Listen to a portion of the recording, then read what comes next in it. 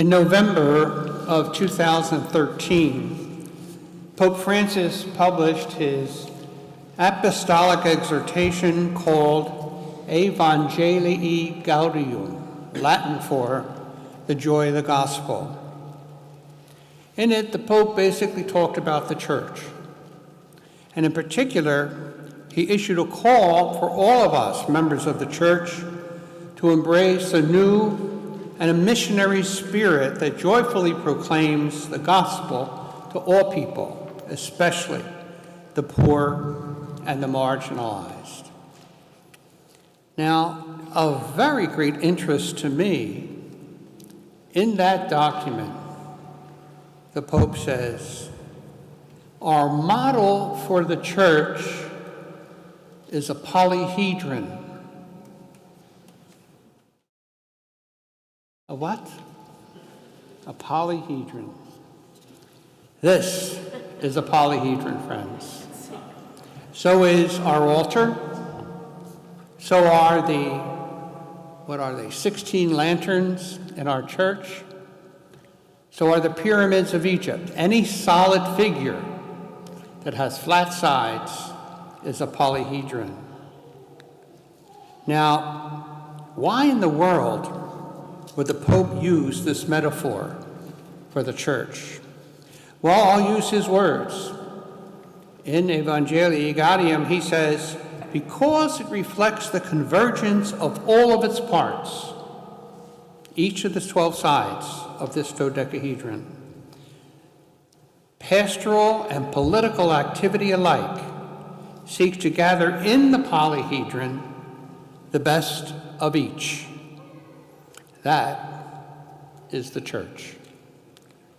In our first reading today, we heard how the Spirit of the Lord moved the apostles to choose 7 men to meet the practical and physical needs of some of the people in the early church. These 7 were the first deacons.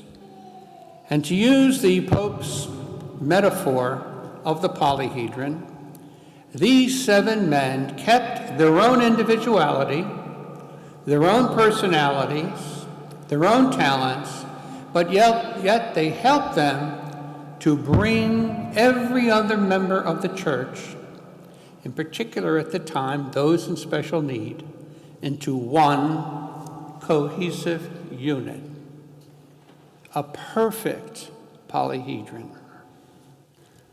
So men whose names were Stephen, Philip, Prochorus, Nicanor, Timon, Parmenas, and Nicholas were the individuals. They were the individual sides of the polyhedron, if you will. And in their service, all the members of the way formed the polyhedron itself. So perhaps today I had the thought that maybe the Lord is still calling women and men in our church to serve as these individual sides. Perhaps there are people whose names are Dolores, Cindy, Jean, Kate, and many, many others to serve and be part of the one cohesive unit of the church, the polyhedron, if you will, of Pope Francis. In his popular book, Conjectures of a Guilty Bystander, spiritual giant and mystic Thomas Merton wrote of an extraordinary experience he had while walking amid the crowds of 4th and Walnut Streets in Louisville, Kentucky. This experience occurred on March 18, 1958, where he suddenly realized a profound unity and a love for all people who are around him. And in his own words, this is what he said.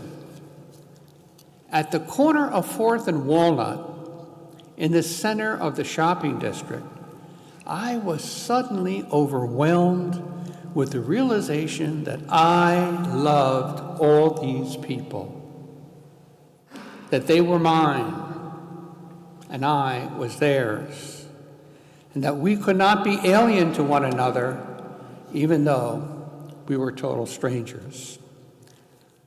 Friends, I think the Lord blessed Thomas Merton in many ways And this experience in particular, I think God blessed him with a kind of divine experience of what the kingdom of God is like. We hear Jesus say in our gospel today, "Don't let your hearts be troubled." Now, this is a reading, as most of you know, that's typically used at funerals. And it's used to remind all of us that the Lord has prepared a place for each of us for when we close our eyes to this world and open them up onto the next. But perhaps the Lord's words can afford us a bit of solace here and now in our current time. A teacher, a construction worker, a retiree caring for a spouse, a young parent juggling work and family. They all live different lives, but yet each one holds a place, if you will, in God's household. A nurse working night shifts may feel invisible, while a volunteer is more publicly recognized, but both are a dwelling in God's love through service, just in different rooms, but both in the same house. One person might find God in quiet prayer before the Blessed Sacrament. Another encounters God while helping at a food pantry or listening to a crisis. Both are valid mansions, if you will, distinct ways of abiding in God. And so, don't you agree? This polyhedron is a beautiful metaphor for the church, because all of us, with our different talents, worshiping together, especially here in this place, right here on this day, all trying to do God's will, all trying to usher into the kingdom of God. So friends, let's stick together. I mean, really stick together, like this perfect polyhedron. I call it perfect because that's really what it is, because each of its 12 sides are, I'm going to use the word equal, but the geometry word is congruent. They're all, if you place on top of each other, they're all the same, if you remember your geometry. And each edge is equal.